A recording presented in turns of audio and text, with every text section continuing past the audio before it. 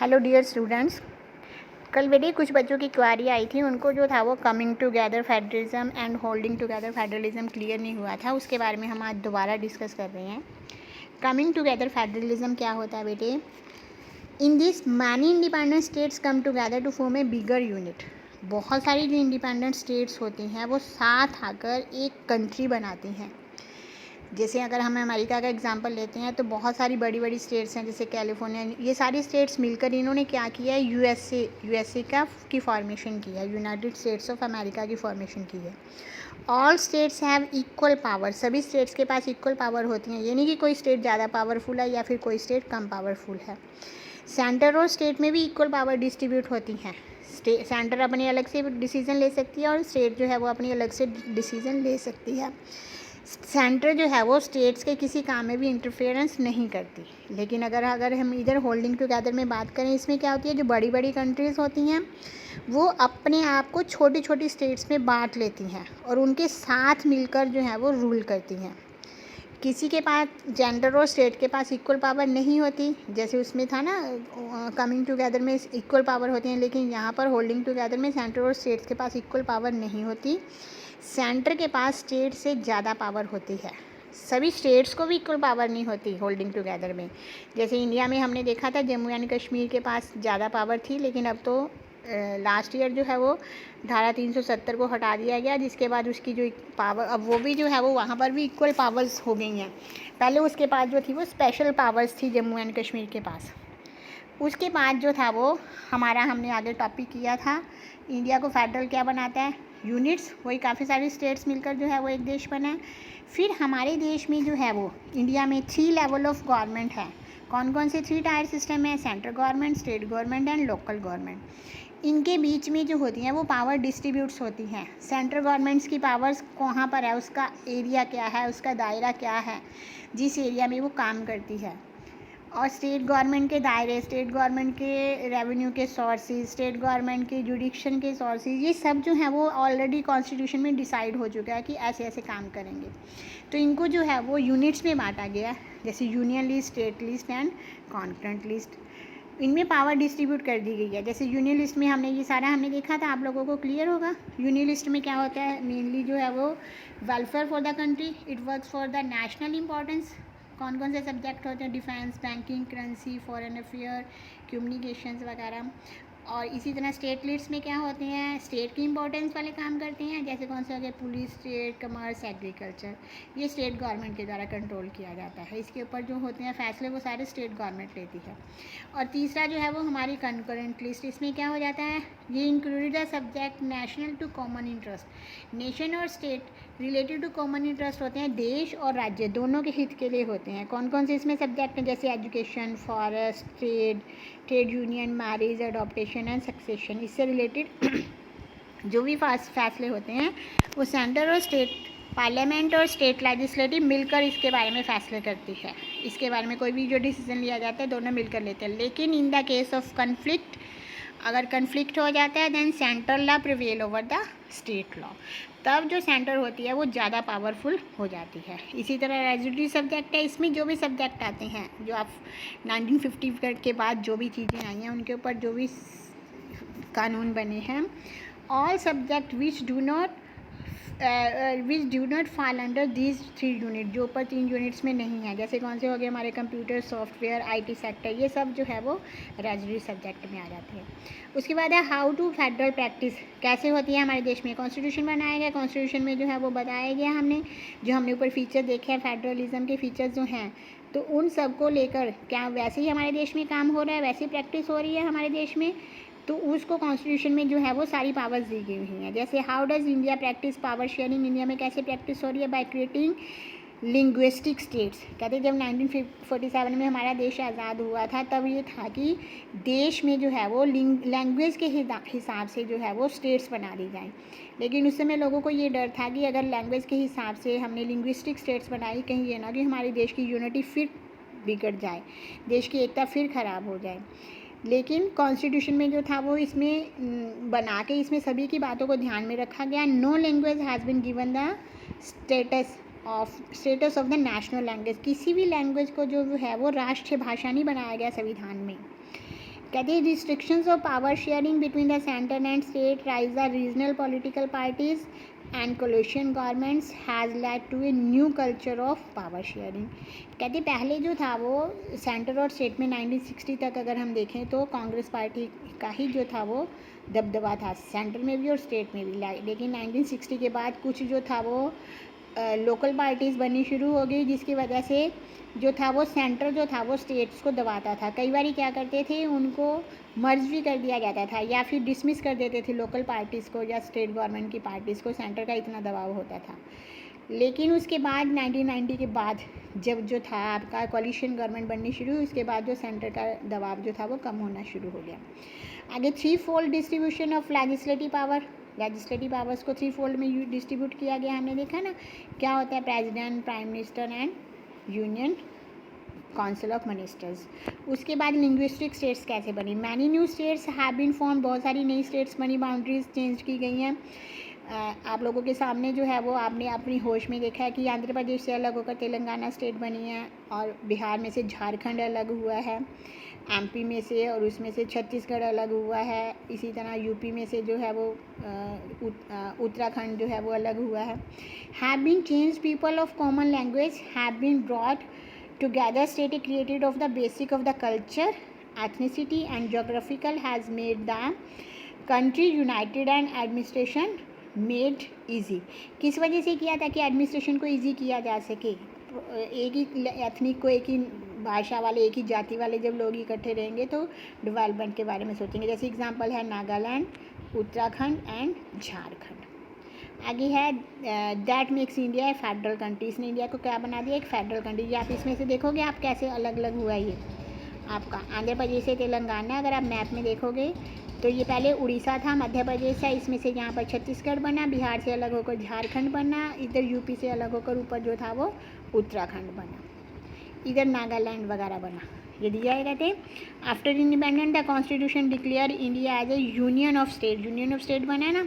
India union is based on the principle of federalism, इसकी किसके ऊपर डिपेंड करती है, फेडरलिज्म। उसके बाद देखो इंडिया में लैंग्वेज पॉलिसी, लैंग्वेज पॉलिसी क्या थी इंडिया की, कहते हैं लैंग्वेज पॉलिसी की no language has been given the state of national language, किसी भी भाषा को जो है वो नेशनल लैंग्वेज, राष्ट्रीय भाषा का दर्जा नहीं दिया गया। हमारे यहाँ पर इंडिया में 40% से अब लोग जो है वो हिंदी भाषा बोलते हैं, लेकिन उसको राष्ट्रीय भाषा का दर्जा नहीं दिया गया।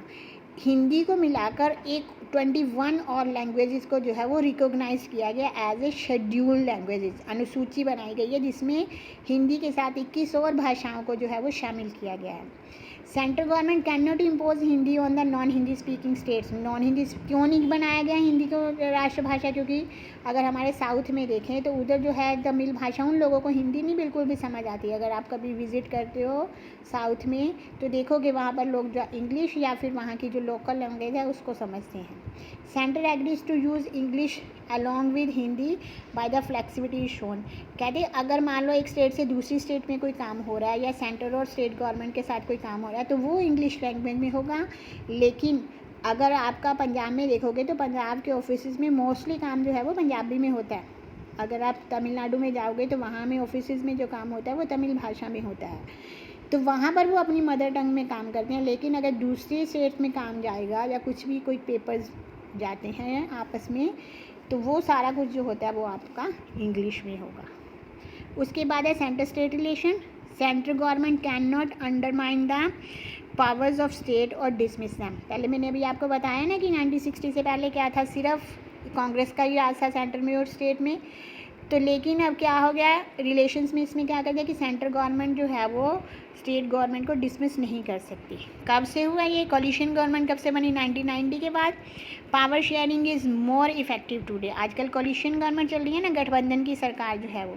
Centre misusing a constitution to dismiss the state government that was controlled by rival parties.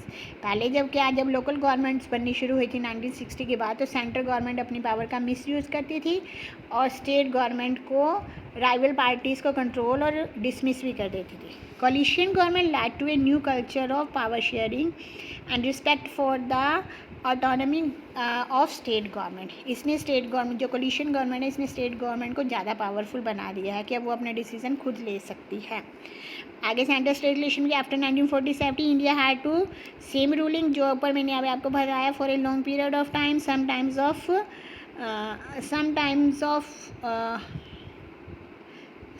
of powers of the states government were underdetermined by the central government. After 1989, due to the multi-party system यानी coalition government was formed, this made India a strong federal country. इसने भारत को जो था वो एक strong federal country बना दिया था.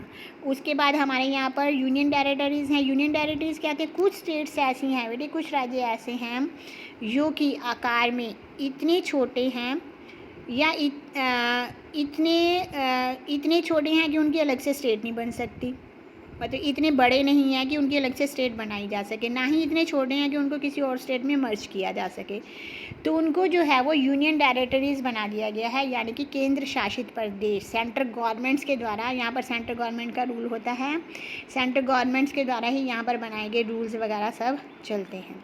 जैसे कौन सी हमारी 7 टेरिटरीज़ हैं? दिल्ली, पौंडीचेरी, दमन एंड दीव, दादरा नगर हवेली, लक्षद्वीप, अंडमान निकोबार एंड चंडीगढ़. क्या है ये कि इतने बड़े नहीं होते कि इनकी अलग स्टेट बनाई जाए, और इतने छोटे नहीं होते कि इनको किसी दूसरी स्टेट में मर्ज किया जाए. उसके बाद जम्मू कश्मीर, ये हमारा बेटे टॉपिक होता था आपके चैप्टर में, अब भी होगा, लेकिन अब आई थिंक कि ये डिस्कस नहीं होगा, क्योंकि पहले जम्मू एंड कश्मीर को कॉन्स्टिट्यूशन में अलग से मेन पावर्स दी गई थी. इनका अपना अलग से कॉन्स्टिट्यूशन होता था. यहाँ पर जो था वो इंडियन कॉन्स्टिट्यूशन इंटरफेयर नहीं करता था. इंडिया का जो कॉन्स्टिट्यूशन है वो एप्लीकेबल नहीं होता था, लेकिन अब ये पावर्स ख़त्म कर दी गई हैं. उसके बाद challenges face by the Indian political, क्या चैलेंजेस फेस हो रहे हैं? Formation of state on the basis of language के बेस पर स्टेट्स कैसे बनाई जाएँ. This made India now United, जिसने कि अब बना दिया. देखो झारखंड, छत्तीसगढ़ ऊपर हमने देखा था, नहीं था, अब इस मैप में दिखाएगा ये. उसके बाद है language policy was a major challenge. Hindi was made the official language. No language was made a national language. Constitution recognise 21 other language too, यानी कि 22 लैंग्वेज जो हैं आपकी रिकोगनाइज लैंग्वेज हैं, शेड्यूल्ड लैंग्वेज हैं 22 लैंग्वेज. उसके बाद लास्ट टॉपिक है हमारा डिसेंट्रलाइजेशन इन इंडिया. डिसेंट्रलाइजेशन क्या होता है? हिंदी में इसको बोलते हैं विकेंद्रीकरण. When some powers were taken from the centre and state and given to the local government, that is called the decentralise. यानी कि सारी पावर्स जो सेंटर और स्टेट के पास थी वो लेकर, उनमें से कुछ पावर्स लेकर जो है वो लोकल गवर्नमेंट को दे दी जाती हैं, उसको बोलते हैं डिसेंट्रलाइजेशन. कौन सी होती हैं ये? हमारे गाँव में पंचायत, और शहरों में जो होती हैं वो म्यूनिसिपल कमेटीज़ होती हैं, म्यूनिसिपलिटी कमेटीज़ होती हैं, या आपका बड़े शहरों में जो होते हैं म्यूनिसिपल काउंसिल्स होती हैं, ये होती हैं. ये क्यों लिया गया, इसका आइडिया क्यों लिया गया डिसेंट? ये क्वेश्चन आ गया 5 मार्क्स में. क्यों लिया गया, इसको क्यों किया गया? There are 2 and more level of government. A vast country like India cannot run through 2 tier only.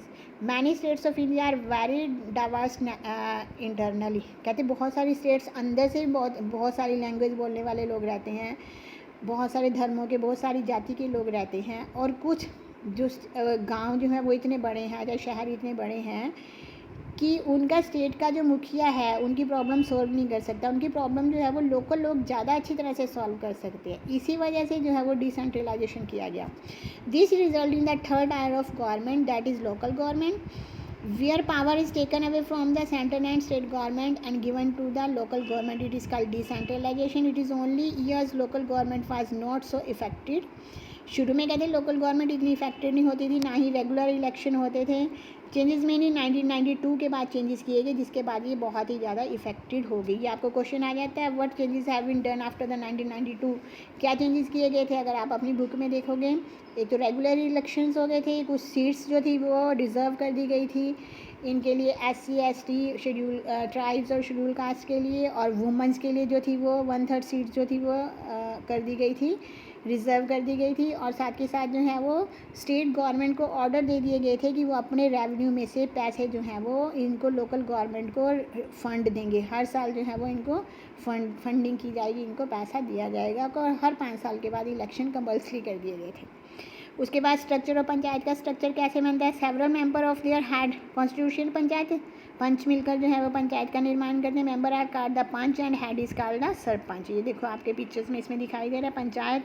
पंचायतें जो हैं वो मिलकर पंचायत समिति बनाती हैं और बहुत सारे डिस्ट्रिक्ट की पंचायत समिति मिलकर जो है वो जिला परिषद का निर्माण करती हैं। द हेड ऑफ जिला परिषद और the chairman is called the mayor. He exercise the power of the local government. ये आपका ये टेबल बना हुआ है। आगे होगी panchayat, local self govern body. Village level पर क्या होती है, ग्राम panchayat, formed by the gram सभा and headed by the sarpanch. और ब्लॉक लेवल पर क्या होती है, पंचायत समिति, elected by the panchayat member. और उसके बाद होते हैं आपका जिला परिषद, formed by the elected members of Lok Sabha and MLA and the district and जिला चेयर परिषद होते हैं आपके। और बड़े शहरों में क्या होती है आपकी लोकल गवर्नमेंट, टाउन्स में म्यूनसिपैलिटीज़ होती है, म्यूनसिपल चेयरमैन होता है हेड, एंड बिग सिटीज़ में म्यूनसिपल कॉर्पोरेशन होते हैं और मेयर उनका हेड होता है।